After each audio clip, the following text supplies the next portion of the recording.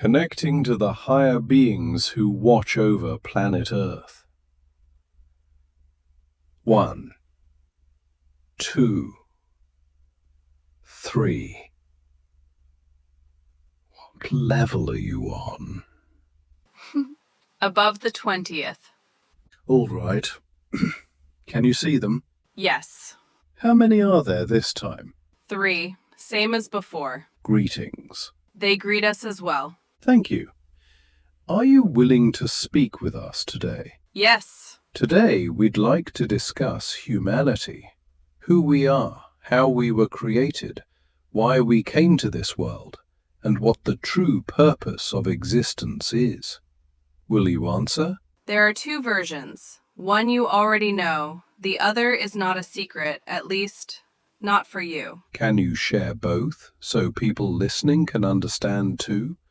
Some will believe, some won't. That's their choice. Very well. The first version says, human beings were created by a fallen angel, yet in the image and likeness of the highest one, the Holy of Holies. If that's so, if man was made by a fallen angel, then how does the divine spark live within us? Every human carries 2 origins within, one divine, one dark, and every soul is given the freedom to choose. What's the essence of that choice? The eternal struggle, light against darkness. Whichever prevails determines the path of a human life. And what about universal balance? Earth is the balance, but there's also free will. Some walk in light, others choose the dark path. But wasn't there a trick behind this freedom? It feels like people are guided toward one side or the other. The Creator granted that freedom, but the very idea of it was suggested by the other side. So, are good and evil just playing chess with us? It may seem that way, but not quite. Each side pulls people toward its own realm. And people pull each other as well. Indeed, humanity often obeys like servants, without realizing who they serve. Why do the dark ones reward people faster than the light ones? Because Earth was made for this, for lessons to be learned through trials. But why is everything in life set up with hidden traps? They're not traps, they're lessons. If you fail to learn, you'll simply repeat the same mistakes in the next life. What happened to humanity after the great catastrophe, the end of the previous civilization? Did everyone perish or were some preserved? Not all were gone. Some simply fell asleep, waiting to awaken again. Those who lived righteously and followed the right path faced challenges as they began a new life. But there were others, preserved intentionally. Today you call them the Masons and the Illuminati. So the Masons and the Illuminati were truly preserved. Yes. By whom? Surely not by the Creator himself. Both sides, light and dark, wished to save their own followers. So the Masons and Illuminati belong to the dark. Yes, but balance must exist. And who are the followers of the light? Priests who carried the flame of truth. Scientists seeking knowledge beyond illusion. People whose faith burned quietly, without fanaticism. Do you mean priests or ancient high priests? There are no high priests among the light. They stand with the dark.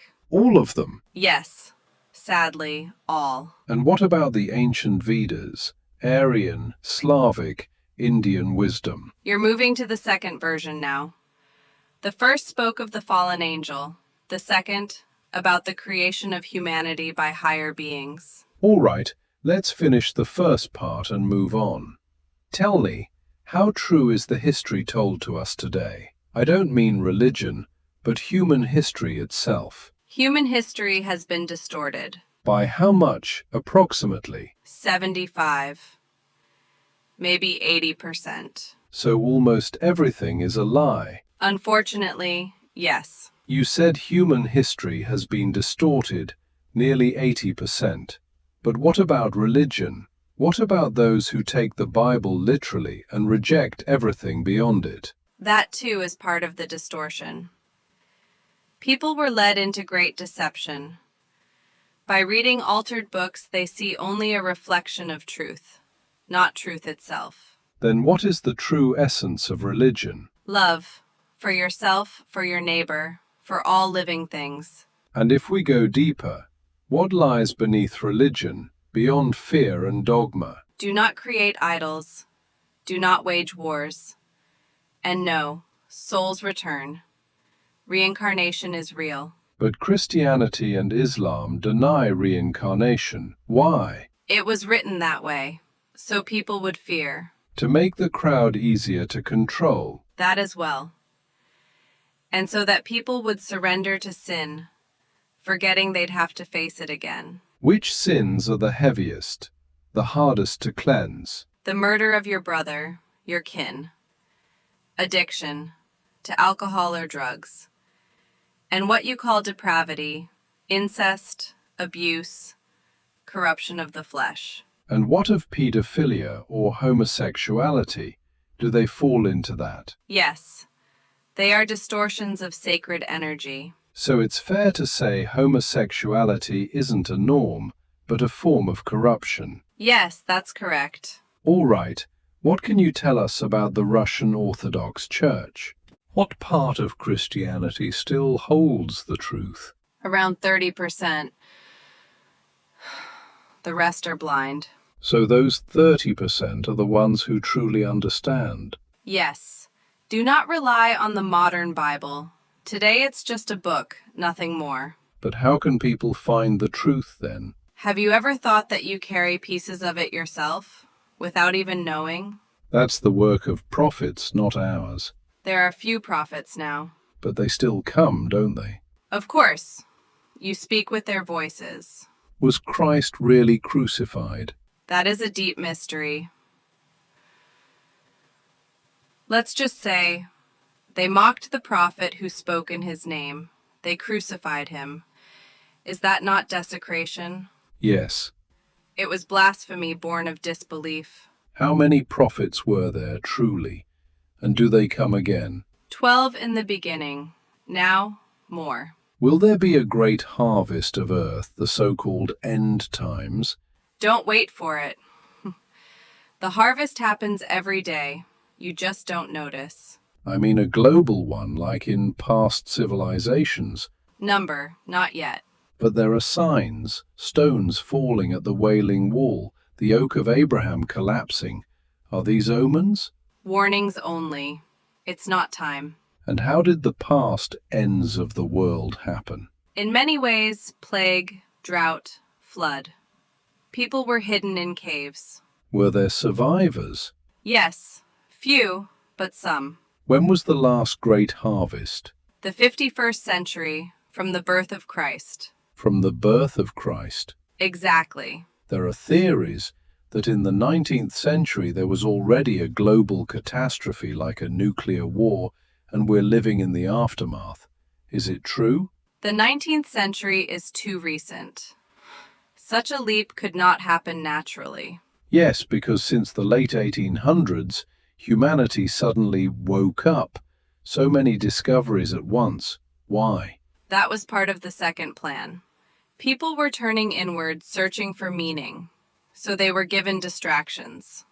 Phones, television, endless technology. Instead of awakening the soul, they awakened machines. And again, temptation, decay, indulgence. But sin and indulgence always existed. True, but never so exposed as now. What about ancient Rome, Greece? They were isolated sparks. Remember Sodom and Gomorrah, everything repeats. Light and darkness, two sides, and the choice is yours. But isn't that freedom of choice deceptive? It's meant to be. The soul must find its own way, carrying lessons from past lives. Memory is erased at birth, but essence remains. Tell me then, what are heaven and hell in the world of souls? Heaven is the highest matter, the goal of evolution. Hell, the lowest levels, the abyss. That's where the descent begins. There are even -40s. -40? Is that a black hole? Yes, the beginning of the fall, the devouring. What then is death? It's not the end.